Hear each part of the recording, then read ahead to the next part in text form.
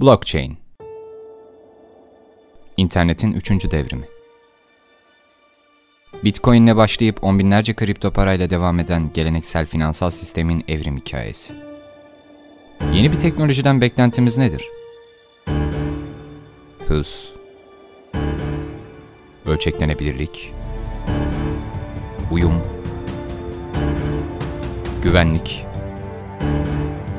ve bunların hepsini tek bir çatıda toplayıp kendisine internetin finansı diyen Avalanche.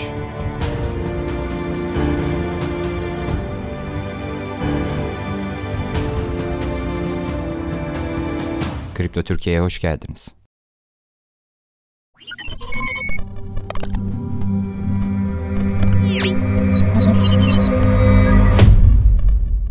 Burada konuştuğumuz hiçbir şey kesinlikle bir yatırım tavsiyesi değildir. Eğer yatırım yapmak istiyorsanız lütfen kendi araştırmanızı kendiniz yapın ve özgür iradenizle karar verin. Arkadaşlar merhaba. Bundan yaklaşık 7 ay önce Avalanche üzerine kapsamlı bir inceleme yapmıştık.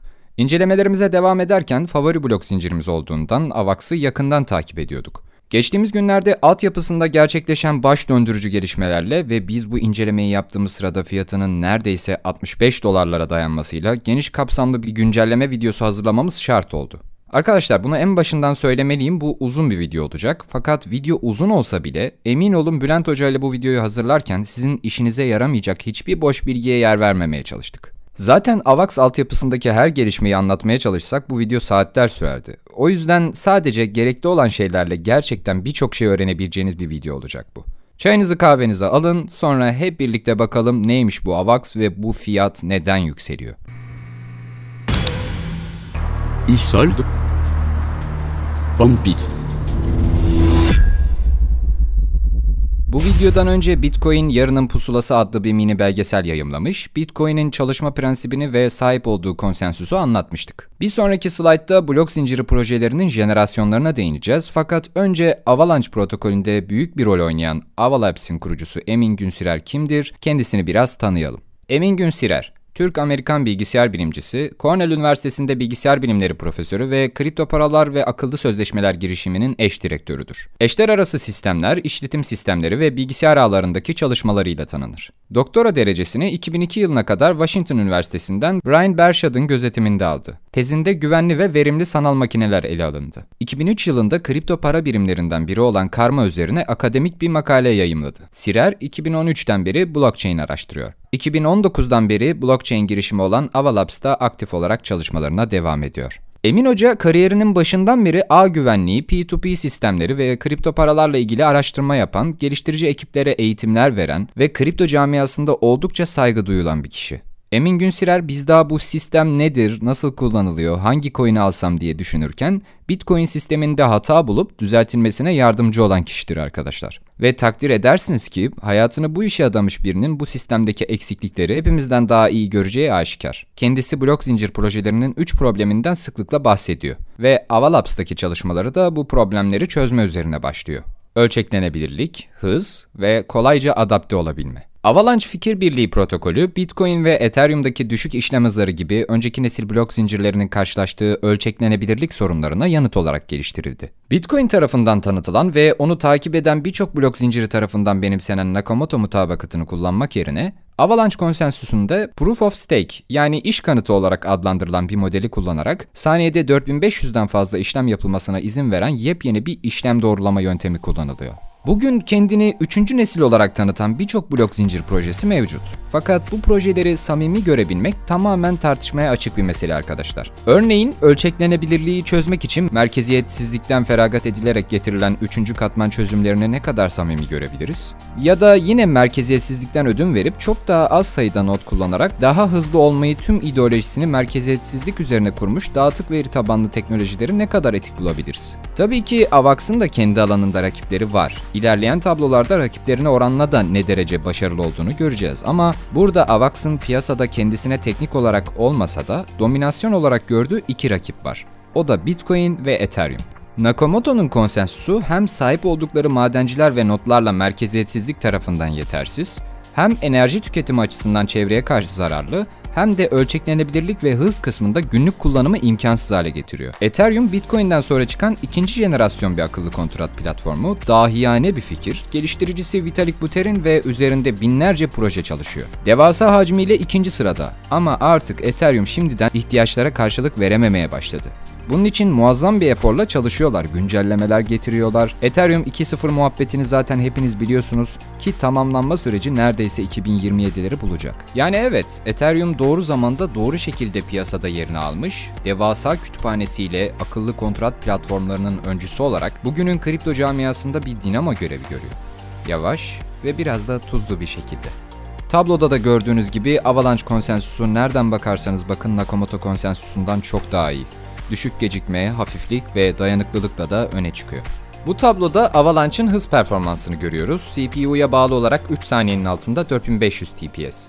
TPS, transfer per second, yani saniyedeki işlem hızı demek. Ethereum ve Bitcoin'e göre ne kadar çok işlem yapabildiği de ortada. Geleceğin dünyasında yoğunluk çok büyük olacak. Bu yüzden sadece 2021'in dünyasında değil, geleceği de düşünerek milyonlarca insanın kullanabileceği bir kapasiteye sahip olmalı. Evet, teoride hatta pratikte Solana gibi daha hızlı sonuçlar alan rakipleri var. Fakat bunu başarabilmek için hem merkeziyetsizlikten ciddi manada ödün veriyorlar hem de kağıt üzerinde Emin Hoca'nın da dikkat çektiği gibi bir Ali Cengizlik yaparak kendilerine hızlı gösteriyorlar. Geleceğin dünyasında geleneksel finans sektörü blok zincirine geçiş yaptığında en hızlı ve en güvenli blok zincirini ararken mutlaka merkeziyetsiz ve şeffaf olanını tercih edecektir. Bunun dışında blockchain hayatımıza girdiğinden beri bu aldığım kripto ne işe yarar, kişiden kişiye aktarılabilir mi, ekibi sağlam mı, reel ticarette kullanılabilir mi gibi çoğaltabileceğimiz pek çok soru sormaya başladık. Bunlardan şimdilik reel ticarette kullanılabilir mi sorusuna odaklanırsak, piyasanın zirvesinde olan Bitcoin ve Ethereum'un güncel piyasada bir değer saklama aracı olmak yerine ticarette ve günlük kullanımlarda kullanılamayacağını sadece bu tabloya bakarak bile söyleyebiliriz. Tabloyu tek tek okumamıza gerek yok. Burada da işlevlerinden başlık başlık söz edilmiş. Çabuk sonuçlanma, yüksek verim, ölçeklenebilirlik, sağlam, doğa dostu. Devam ediyoruz arkadaşlar. Dünyada 800 trilyon dolarlık varlık var. Fakat henüz bunları tek çatı altında birleştirebilmiş bir platform yoktu. Avalanche teknik olarak sağladığı imkanlarla internetin finansı olma misyonunu benimseyip bu yolda bir gelişim süreci istiyor. 10 milyar dolarlık sektör Initial Liquidation Offering, yani ilk dava arzı. Dava hisselerinin tokenlaştırılmasıyla yasal maliyetlerini karşılayacak sermayeye sahip olmayan kişiler, ki bu genellikle oldukça pahalı olabilir, davayı finanse ederek davanın mali sonuçlarından kar elde etmek isteyen perakende yatırımcılardan yararlanabilir. Büyük şirketlerle alakalı bir sıkıntımız, sorunumuz olduğunda veya haksızlığa uğradığımızda ne yaparız? Dava etmek isteriz, değil mi? Bu bizim en doğal hakkımızdır. Peki gün sonunda bu savaşı kazanabilir miyiz? Zor.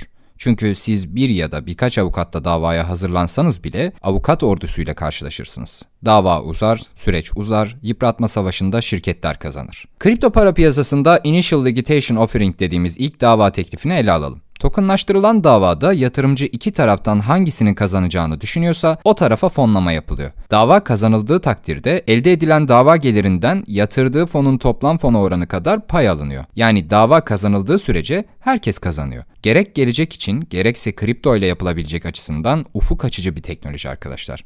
Bu kısımda Avax'ın birbirinden kaliteli yatırımcılarını görüyoruz. Buradakilerin dışında tabii bir de ismini vermeyen gizli yatırımcıları var. Kimliklerini gizli tutuyorlar. Avax ilk satışlarında 50 milyon dolarlık bir satış yaptı. Arkadaşlar o günlerde kriptodan dolayı dolandırılan, mağduriyet yaşayan birçok insan vardı. Fakat dönemin piyasasının bir fut etkisinde kalmasıyla bu satışın etkisi çok daha farklı oluyor. Gördüğünüz bu tablo, emin olun biz bu videoyu hazırlarken bile hızla değişiyor. Projeyi incelemeye başlarken 210'du, şimdi 260'lara fırladı. Chainlink, Ledger, Binance, tabii hepsini okuyamayız ama bu kadar kısa sürede ekosistemine dahil ettikleri projelere baktığımızda gelecek yıllarda Avax'ın ekosisteminin adının neden Avalanche olduğu kendini çok daha fazla belli edecek gibi gözüküyor.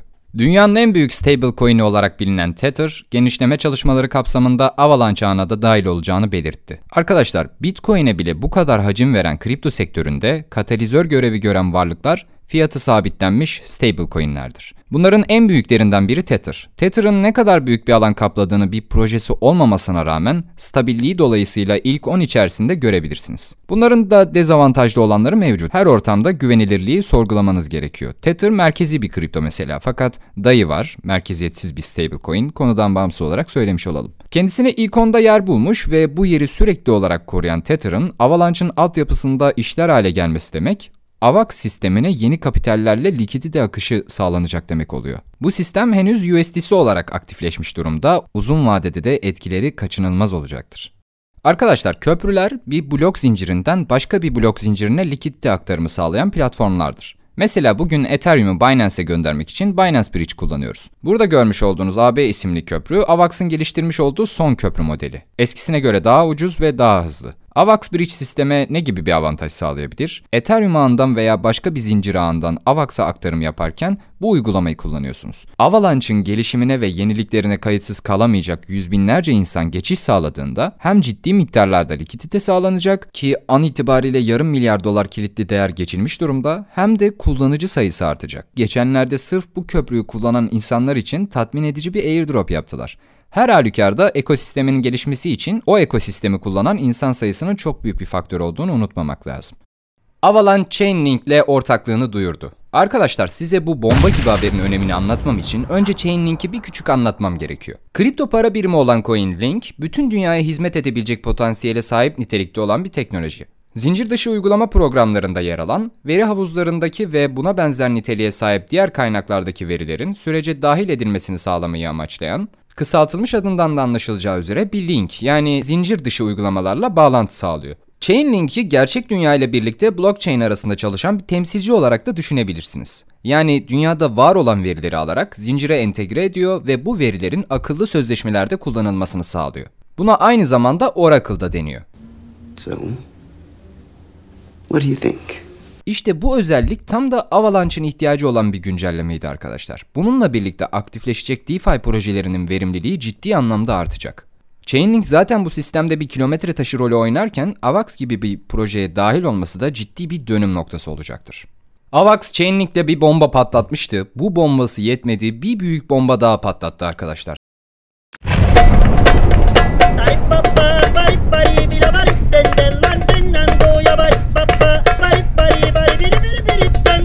Sadece bir haftalık arayla Avalanche Rush dedikleri bir program duyurdular. Nedir bu program?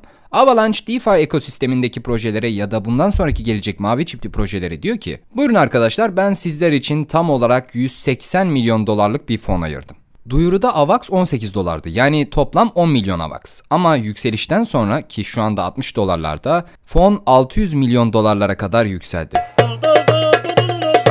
Hemen arkasından FTM, Algo gibi diğer zincirler de benzer duyuruları yaptılar, fakat aynı etkiyi yaptığını pek söyleyemeyiz. 3 aylık bir süre boyunca Aave ve Curve kullanıcılarına AVAX sağlanıyor. Avalanche Vakfı Aave için 20 milyon dolar, Curve için 7 milyon dolar AVAX'ı çoktan tahsis etti. Önümüzdeki aylarda ikinci ve üçüncü tahsis planlarını da yaptılar, yani toplam 3 aşamadan oluşuyor. Geçtiğimiz günlerde AVAX'ta olan yükselmeyi hepiniz hatırlıyorsunuzdur. Eğer bilmeyenler varsa 16 dolar civarlarından kısa bir sürede 58 dolarlara kadar ulaştı. İşte o fiyatın sebebi ne bayrak filaması, ne Fibonacci formasyonu, ne de çizilen herhangi bir grafik değil. Sadece ortaklık haberi ve Avalanche Rush'la meydana geldi. Temel analiz bu yüzden çok önemlidir arkadaşlar. Bugün akıllı kontrat ve yenilikçi blok zincir projelerinde karşılaşabileceğimiz bir tanımlama var. O da Ethereum Killer. Bu biraz duygusal bir yaklaşım, çünkü hepsinin öncü olan platformu yıkıp tahtına oturmak gibi bir planının olduğunu düşünüyorlar. Who wants to be king? Fakat bana göre böyle bir etiketlemenin hiçbir anlamı yok. Çünkü göreceksiniz ki bu blok zincir projelerinin hepsi birlikte ilerleyecek ve birbirlerinin ekosistemlerinden faydalanacaklar. AVAX'ın hiçbir sistemi katletme gibi bir derdi yok. AVAX'ın derdi sahip olduğu potansiyel dolayısıyla internetin finansı olmak. Şimdi size biraz AVAX'ın diğer rakipleriyle birlikte olduğu birkaç grafik göstermek istiyorum. Toplam validatör 1043. Ne kadar doğrulayıcı varsa o kadar merkeziyetsizlik vardır arkadaşlar. Şimdi izninizle size bir şey anlatayım.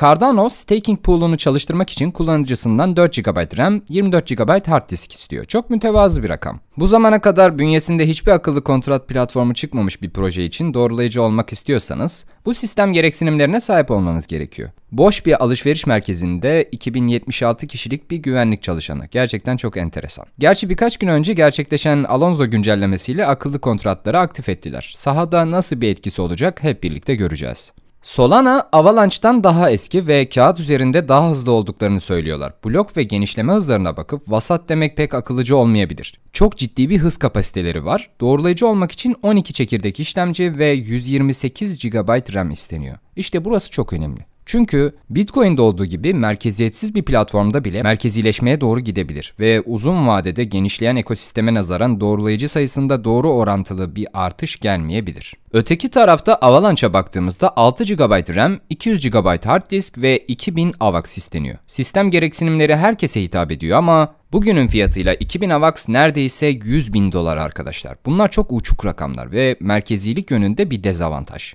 Doğrulayıcı olma fiyatını düşürme yönünde planlar yapıyorlar fakat biz bundan önce şunu söyleyelim. AVAX başlangıçta yaptığı kendi testnetine katılan herkese 2000 AVAX dağıttı. Ayrıca daha önce de söylediğimiz gibi bridge kullananlara airdrop dağıttılar. Yani Avalanche ekosistemini kullanan insanlara zaten bir ödüllendirme sistemi getirmiş. Bunun dışında validatörlüğün çok ciddi oranları olduğu için fırsatı ve imkanı olan herkes bu yönteme başvuracaktır. Ama 2000 AVAX'ın validatör olma yolunda çok büyük bir problem olduğunu şu aşamada söyleyebiliriz. Yarının dünyasında insanlar veya şirketler parasını en güvende olduğunu düşündüğü projeye teslim etmek isteyecektir. En manipüle edilemeyen yani. Burada da AVAX'ın bu kadar kısa bir sürede sahip olduğu validatör sayısı merkeziyetsizliklerinden ödün vermeyeceklerini gösteriyor. Tabloda geliştirici aktivitelerini görüyoruz. Bu etkinlikleri GitHub'dan da kontrol edebilirsiniz. Emin Hoca zaten ekibinden çokça bahsediyor. En başından beri hemen hemen aynı insanlarla çalışıyorlar. Hatta Vitalik Buterin bir konuşmasında ekip konusunda çok aceleci davrandığını ve daha ciddi bir ekiple Ethereum'un bugün yaşadığı sıkıntıları yaşamayacağını bile söyledi. Ne demiştik arkadaşlar? Topluluk yoksa kripto da yok. Peki neye gelecek bu topluluk? İyi ve kaliteli projeye. İyi proje nasıl olur? Kaliteli ve kemik bir ekiple. Burada da Avalanche'ın token yakım mekanizmasını görüyoruz. Videoyu durdurup inceleyebilirsiniz çünkü buranın üstünde çok durmayacağım. Sadece şunu söyleyeyim. AVAX'ın deflasyonist bir yakım mekanizması var. Sürekli yakılıyor ama yakılması da toplam arzın 720 milyonun altına düşmesi anlamına gelmiyor. Dengeleyici bir yakma politikaları var yani. Bir de bu Avalanche Rush fonlamalarından sonra AVAX platformuna genişleyecek olan bu DeFi projeleri aktifleşmedi. Aktifleştiklerinde milyarlarca dolarlık likidite AVAX'a geçerek fiyatı yükseltmekle kalmayıp çok daha fazla işlem ücreti yakılmaya başlanacak. İşte bu da fiyatı ciddi anlamda yukarı yönlü baskılayacaktır. Evet arkadaşlar, Bülent Hoca'nın hazırladığı slaytın sonu burası. Ben de elimden geldiğince yorumlamaya çalıştım. Fakat tabii ki Avalanche yine bunlarla sınırlı değil. Şöyle düşünün. Biz burada ne yaptık? Bir blok zinciri projesini anlattık. Bir blok zincir projesinin içinde de akıllı kontrat platformları olur değil mi? Biz mesela kanalda Pangolin Exchange'i anlattık. Avalanche'da çalışan bir merkeziyetsiz borsa. Sonrasında Penguin Finance'i inceledik. O da merkeziyetsiz uygulama ve ürünler üreten bir DeFi projesiydi. Şimdi bunlar gibi çoğunda ciddi fırsatlar olan 260'tan fazla uygulama ve ürün olduğunu düşünün. Banky ve TraderJoy ile birbirlerine entegre bir şekilde çalışan lending sistemleri, AVAX, API NFT'leri, staking ödül havuzları vesaire anlat bitmez arkadaşlar. Başından da söz verdiğimiz gibi gereksiz bilgilere yer vermemeye çalışıyorum. Size bir şeyden daha bahsedeyim. AVAX 4. çeyrekten sonra subnetlerini aktif edecek. Size sadece subnet üzerine bile aynı süre bandında bir video yapabiliriz arkadaşlar. Kısaca açıklayalım. Subnet alt ağ yani Avalanche'ın altında çıkarılacak yeni blok zincirler ve yeni konsensuslar demek. Hiç teknik detaylara boğmadan çok basit bir örnekle subnet eşittir eyalet sistemi veya derebeylik arkadaşlar. Avalanche başlı başına kendi kuralları olan merkeziyetsiz bir devlet olsun. Kendi kurallarına ve azınlık haklarına sahip olup yine de o devletin çatısı altında toplanmak isteyen kişiler veya gruplarda kendi eyaletlerini kursunlar. İşte buna subnet sistemi deniyor. Yani Avalanche bir blok zinciri olsa bile başka biri Avalanche'ın çatısı altında kendi yeni blok zincirini inşa edebiliyor. Yol haritalarının 4. çeyreğinde Blueberry güncellemesiyle birlikte aktifleşecek. Bu sayede çok daha ilginç haberler duymaya başlayacağız arkadaşlar. Buraya kadar gelmişken AVAX'ın meşhur topluluğundan bahsetmezsek olmaz. Eğer bir gün siz de AVAX alırsanız kendinizi gerçekten enteresan bir topluluğun içinde bulabilirsiniz. Aralarında müthiş bir dayanışma var. Ayrıca yeni katılanlara karşı da çok sabırlı bir şekilde anlatıyorlar ve ellerinden geldiğince yardımcı oluyorlar. Bu arada videonun içeriğinde tweetini kullandığımızdan ve sorduğumuz sorulara karşı verdiği yanıtlardan ötürü AVAX'ın neferlerinden Hüseyin'e teşekkür ediyorum buradan. Eğer daha spesifik ilgilenmek isterseniz Avenger News adlı YouTube kanallarında haftalık incelemeler yapıyorlar. Ayrıca Telegram kanalları da mevcut. Bağlantı linklerini aşağıya bırakıyorum. Oradan da ulaşabilirsiniz. İncelememizin sonuna geldik. Avalanche hakkında elimizden geldiğince detaylı ve arşiv niteliği taşıyacak bir video hazırlamaya çalıştık. Yalnız söylemeden geçmeyelim, Mısır hierogliflerine benzeyen bir white paper'ları var. Şöyle güzel, düzenli bir light paper hazırlansa çok daha güzel olabilirdi. Bunun dışında kriptoda yatırımcı olarak dikkat etmemiz gereken birden fazla parametre var. Geleneksel finansa göre burada her şey çok daha hızlı. Kripto merkezlere değil, bireylere özgürlük veriyor. Fakat bu özgürlük herkes için daha fazla sorumluluk istiyor. Bunlardan en önemlisi yatırım yapacağınız projeyi iyi tanımak ve hedefinizi belirlemek. Sonrasında ise yapabileceğiniz tek şey analizinize ve projenin istikbaline güvenmek. Paranın duygusallık kabul etmediği yüzyıllardır tartışılan bir konu. Ancak şöyle bakış açımızı biraz genişlettiğimizde paranın kendisi bir inanç sistemi. This is the future.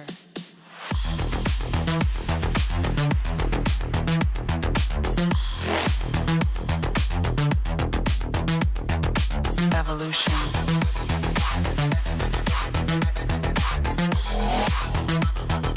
This is the future.